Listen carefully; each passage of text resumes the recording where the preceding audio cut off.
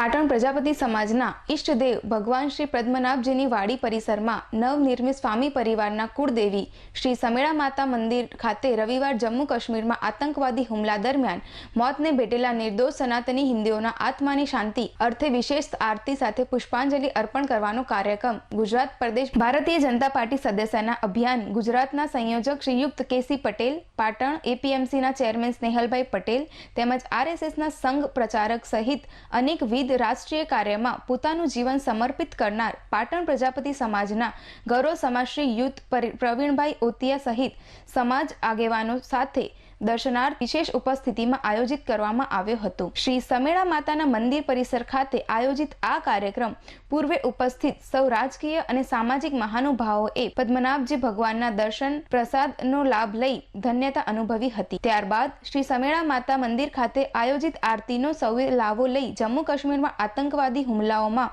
મૃત્યુ પામેલા મૃતકોના આત્માની શાંતિ અર્થે 2 મિનિટનું મૌન પાળી પુષ્પાંજલિ સાદર કરવામાં આવી હતી। શ્રી પદ્મનાભ ભગવાનની વાડીમાં આવેલ શ્રી સમેળા માતાના મંદિરે આયોજિત આ કાર્યક્રમમાં શ્રી પદ્મનાભ મંદિર ટ્રસ્ટના ટ્રસ્ટગણી સહિત સ્વામી પરિવારના શાંતિભાઈ સ્વામી, કમલેશભાઈ સ્વામી, યશપાલ સ્વામી, મણિભાઈ સ્વામી, મહેશ સ્વામી, વિજય સ્વામી, રાજેશ સ્વામી ઉર્ફે ખન્ના સહિત મોટી સંખ્યામાં દર્શનાર્થીઓ ઉપસ્થિત રહ્યા હતા।